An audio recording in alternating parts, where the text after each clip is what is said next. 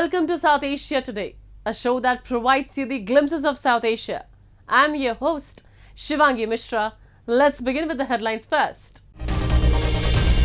Indian PM Modi wins third term in Lok Sabha elections.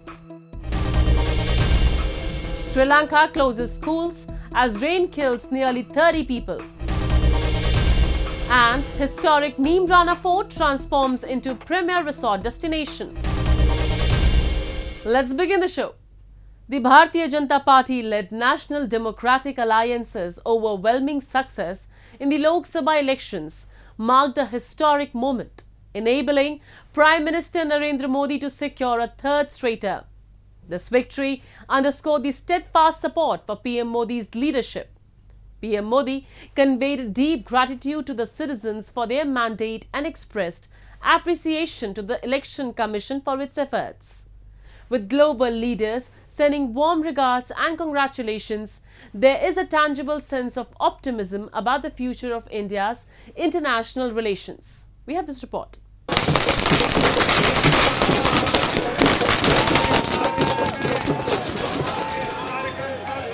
The National Democratic Alliance coalition, led by the Bharatiya Janata Party, emerged victorious in the Indian elections, creating a historic opportunity for Prime Minister Narendra Modi to take office for a third straight term. This victory confirmed the nation's steadfast support for Prime Minister Modi's leadership. PM Modi thanked the people profusely in his first speech after the election results for once again giving his alliance their mandate.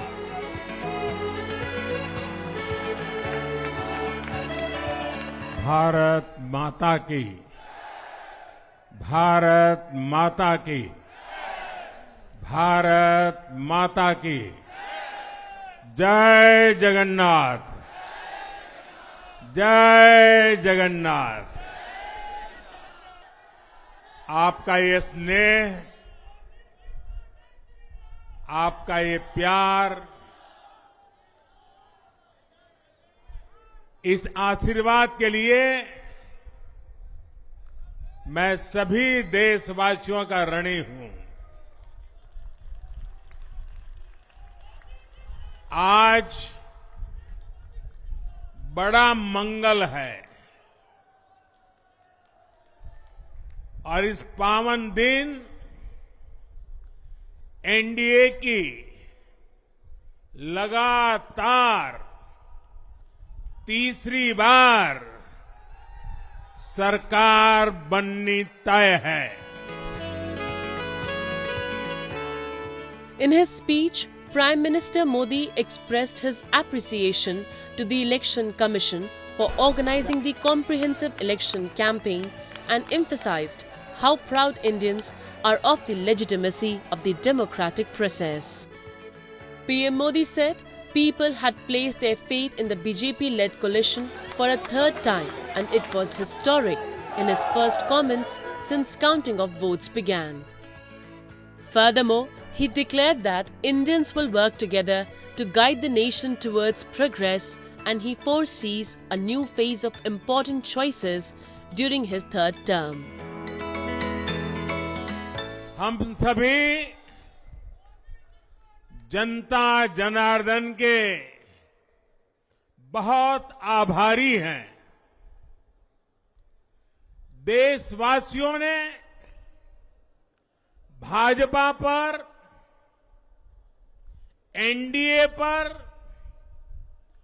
पूर्ण विश्वास जताया है।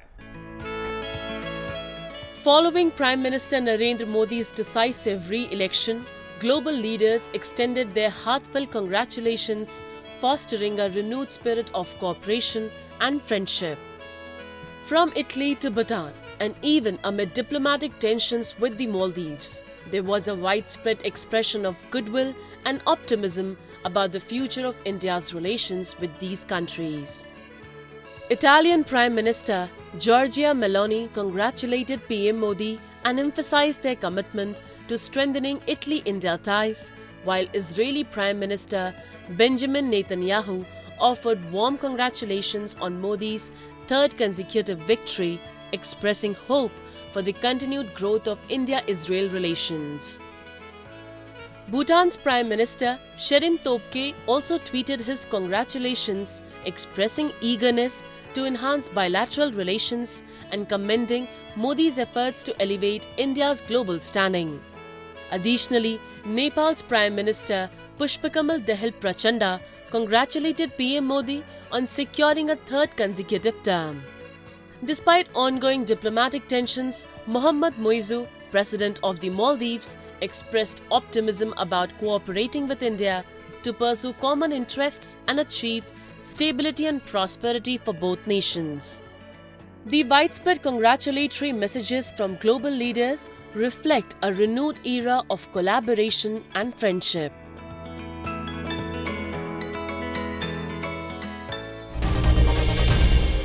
The recent heavy monsoon rains in Sri Lanka have resulted in significant loss of life and widespread disruption. At least 30 people have been killed and 5 reported missing as landslides and flash floods have hit the country. 13 of the 25 districts experienced flooding, with 5 on major flood alert due to alarming river levels.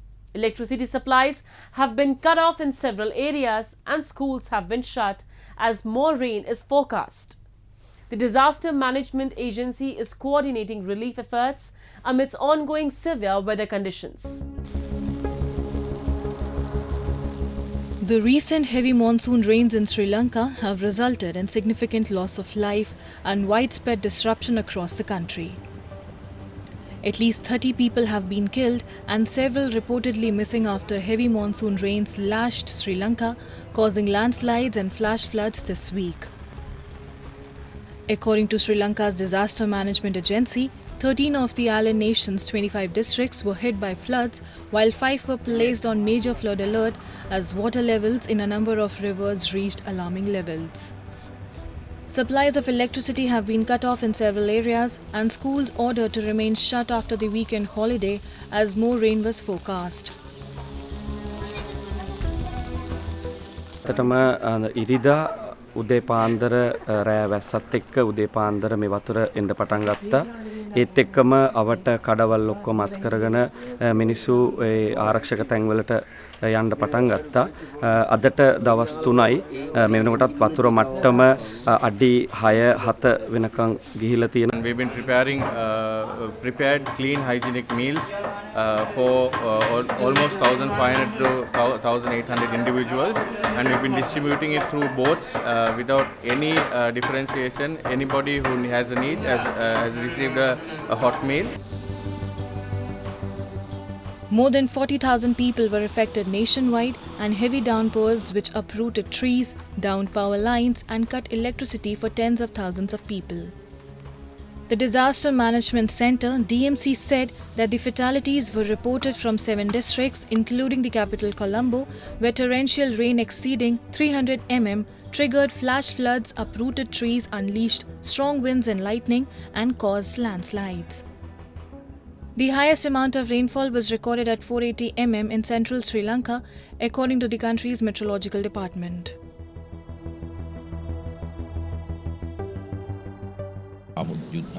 නාවික හමුදාව යුද හමුදාව සහ අනිකුත් අංශ එකතු වෙලා ඒ ආපදාවට ලක් වෙන අයගේ ජීවිතවලට හානියක් නොවන විදිහටත් අනිත් පැත්තෙන් ඒගොල්ලන්ට අවශ්‍ය බඩු බාහිර ආදී සපයා දීම සඳහා දැනට අවශ්‍ය පියවර ගන්නවා. අද දවසේ ඉතාමත් විශාල ධාරානිපත වර්ෂාවක් ඇදහැල්ලා මම හිතන්නේ 2017 අවුරුද්දේ ආවා වගේ ගම් වතුරක් එන විදියක් තමයි අපිට පේන්නේ. මම හිතන්නේ අකුරස්ස ටවුන් එකත් මේ වෙනකොට අඩි 3ක් විතර යට වෙලා තියෙන්නේ. As the monsoon rains are expected to persist, the situation remains precarious, with more rainfall anticipated in the coming days. The impact on over 40,000 people nationwide underscores the urgent need for continued vigilance and support to mitigate further damage and aid recovery efforts.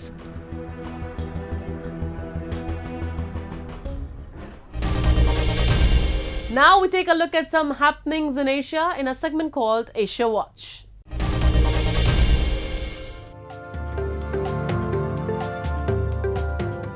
Officials from Japan's Transport Ministry launched an on-site investigation at Toyota Motors headquarters after irregularities were found in its applications to certify certain models. The widening fallout over vehicle certification tests stem from a safety test scandal at Toyota's Daihatsu compact car unit and has spread to other Japanese automakers. But Toyota, which has long prided itself on its reputation for safety and reliability, was the only automaker to undergo an on-site inspection. Japan's Transport Ministry had announced plans to carry out the inspection a day earlier, when it said Toyota, Mazda, Honda, Suzuki and Yamaha Motor were found to have submitted either flawed or manipulated data when applying for certification of vehicles. Toyota's shares were down 1.1%, extending June 3, 1.8% loss. Toyota said on Monday they had halted shipments of some models.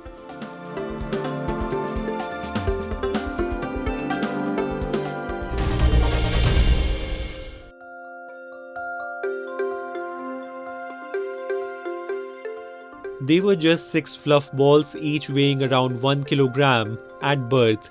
Now at 5 months old, the playful white lion cubs are stealing the hearts of visitors at a zoo in Pakistan.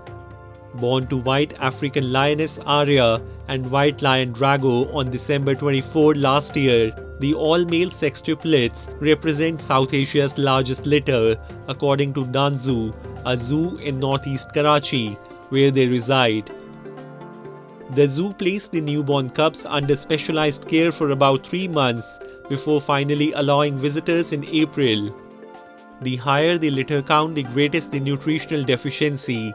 It is very necessary that the cubs are covered in terms of multivitamins and other things, said veterinarian Misam Mehdi. Under the watchful eye of veterinary staff in the zoo, where they were first given supplements and milk before their current diet of chicken and beef, the cubs now each weigh around a healthy 12 kg. Though the cubs have yet to be named, the zoo has launched a naming contest on their Facebook page, inviting visitors to submit their suggestions.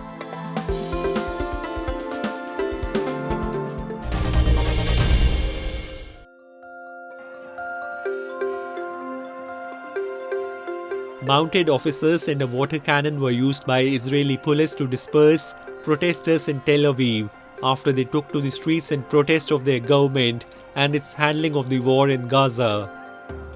Regular protests are held in Tel Aviv squares, one against the Israeli government, the other calling for the release of hostages held in Gaza, after which protesters from both gatherings march, joining together to block roads in the city. This week, tension rose after Prime Minister Benjamin Netanyahu's office said that any notion that Israel would agree a permanent ceasefire before the destruction of Hamas military and governing capabilities was a non-starter as a response to ceasefire and hostage release deal outlined by US President Joe Biden. 7 months into Israel's air and ground assault on Gaza following the bloody Hamas attack in southern Israel, Gazan health authorities have said more than 36,000 Palestinians have been killed and thousands more bodies are feared buried under rubble.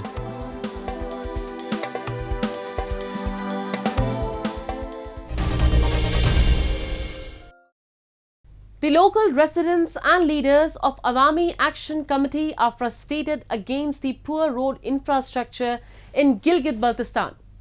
They blame Pakistan government and local administration for not providing even the basic amenities to the people of Gilgit-Baltistan. The poor condition of roads has led to many accidents in Gilgit, particularly in the Khanbari area. Deeply concerned to the public issues, a leader of Awami Action Committee has pledged to hold a Chakka Jam strike if the matter is not resolved soon. We have a report. Residents of Pakistan-occupied Gilgit-Baltistan are deeply frustrated with the deteriorating infrastructure and poor road conditions in the region. They voiced their anger against the administration for failing to provide even basic amenities to the people. Several leaders and activists from the Awami Action Committee have protested against the poor road infrastructure, highlighting numerous instances of administrative neglect.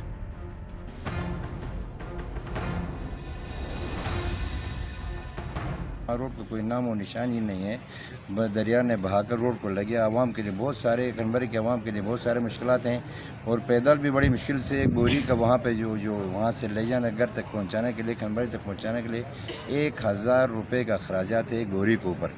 अभी वज़ीर आला साहब की तरफ से कोई inquiry team भी मुकर्रर की गई थी, उन्हें खाली सैर और सपाटे करके वापस आए हैं। मैं उनको तंबीह करना चाहता हूँ, खनबरी के अवाम बहुत सारे मुश्किलात में इस वक्त फंसे हुए हैं। अगर फौरी तौर पर इस मसले को तवज्जो देकर इसको पूरी तौर पर हल नहीं किया तो मरकज़ी अवामी एक्शन कमेटी इसको गिलगित लेवल पे और बल्कि पूरे GB लेवल पे उसको कॉल देगी और इस इशू को भी हम साथ साथ दूसरे इशू के साथ हाईलाइट करेंगे। इससे बेहतर ये होगा कि मैं वज़ीर आला साहब की उसको भी कहूँगा अपनी टीम से पूछगछ करें वहाँ पे क्या मुश्किलात हैं क्या मुश्किलात नहीं हैं। फौरी तौर पे अपनी टीम को बुला के वो जहाँ जहाँ जिसकी ज़रूरत है और उस काम पे फौरी तौर पर तवज्जो दे। ये ना हो कि आज मैं खनबरी के जो आवाम है उनके यूथ है उनसे भी हमने मिले हैं, वो उन्होंने भी जिक्र किया हुआ है। आप ये ना समझे कि आपका LCDC वहाँ जाकर लोगों को डराएं धमकाएं और ये करेंगे वो करेंगे, कुछ भी कोई नहीं कर सकता। अवामी एक्शन कमेटी के होते हुए हम आवाम के हुकूक के साथ खड़े हैं। इंशाअल्लाह खनबरी के अवाम के साथ हम शाना बशाना खड़े हैं। अगर खनबरी के अवाम के साथ उनके यूथ के साथ इसी मसले में किसी ने ज़्यादती करने की कोशिश की तो पूरे गिलगित बाल्टिस्तान को हम जाम कर देंगे। The poor condition of roads has led to frequent accidents in Gilgit, especially in the Khanbari area. Leaders of the Awami Action Committee have pledged to hold a Chakka Jam strike across Gilgit-Baltistan if the road issue in Khanbari is not addressed immediately. कि अवाम शदीद मुश्किलात का शिकार है और जिस हिसाब से उधर लोग गंदम की बोरियां अपने कंधों पे उठा के ले जा रहे हैं उसमें कोई बंदा अगर गिर जाए तो सीधा दरिया में जाने का भी इम्कान है। तो उस हलके के 2 मेंबर हैं, अफसोस का मकाम है, हालांकि उनको इस चीज़ पे नोटिस लेना चाहिए और इस काम को फिलफौर कराना चाहिए। वो आवाम है गिलगित बल्तिस्तान की, उनको इतनी तकलीफ है, अफसोस का मकाम है कि उस काम पे कोई तवज्जो नहीं दे रहे। Local residents have been protesting against various issues, including poor road infrastructure and the administration's neglect of their concerns. For decades, the stooge administration in Pakistan-occupied Gilgit-Baltistan has ignored public issues, focusing instead on silencing reasonable voices rather than resolving the problems. In India, forts and heritage buildings are being transformed into luxury hotels, blending historical grandeur with modern amenities. This trend preserves cultural heritage while offering unique, opulent experiences to guests, driving tourism and providing sustainable economic benefits to local communities. We visited Neemrana Fort in Rajasthan to experience this firsthand. Have a look.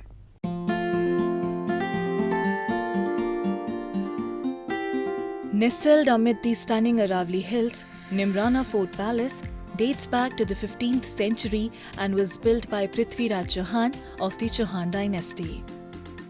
Recognizing its historical and architectural significance, historians and architects led by Neemrana Hotels Group Chairman Aman Nath restored the fort in 1986.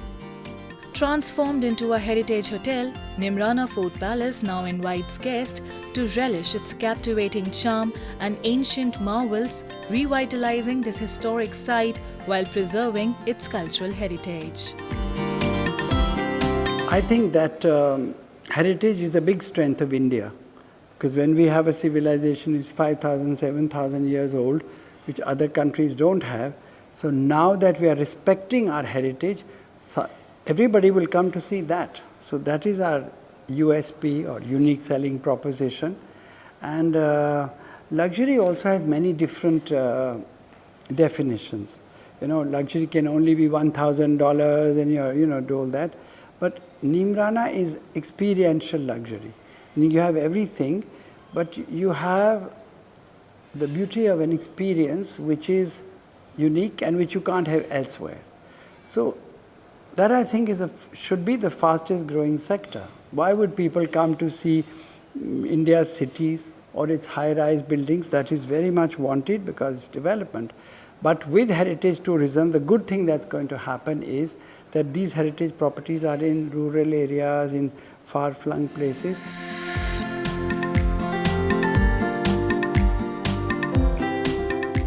At Nimrana Fort Palace, guests experience Rajasthan's royal heritage with modern conveniences.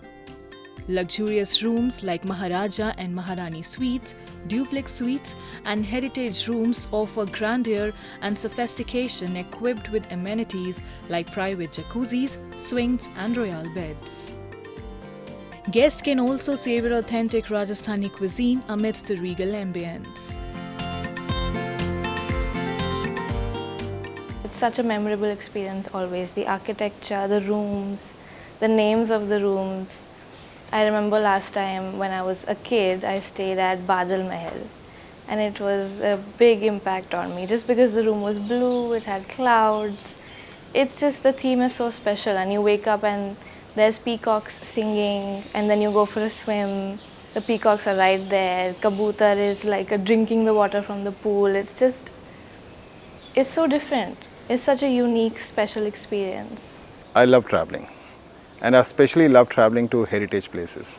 Whenever I am traveling to a new place, I always look whether there is a heritage property there or not, because the charm of a heritage property far outweighs a new property which is there. New properties generally don't have any character, but heritage properties have so much character really as such. They evoke history, and I always love going to such places. Nimrana Fort Palace stands as a prime example of adaptive reuse, preserving history while offering modern luxury. In addition to its exquisite carvings, the fort contains other historic structures such as Suraj Kund, Jal Mahal and Nikumb Mahal Palace. In terms of services, हम यहाँ fooding, lodging, हमारे पास में spa services हैं, recreational activities हैं. Recreational activities में हमारे पास में camel cart है, कैमल राइड है, विंटेज राइड है. The preservation of ancient architecture through the adaptive reuse of historic structures showcases Rajasthan's commitment to its rich cultural heritage, providing modern comforts amidst historical splendor.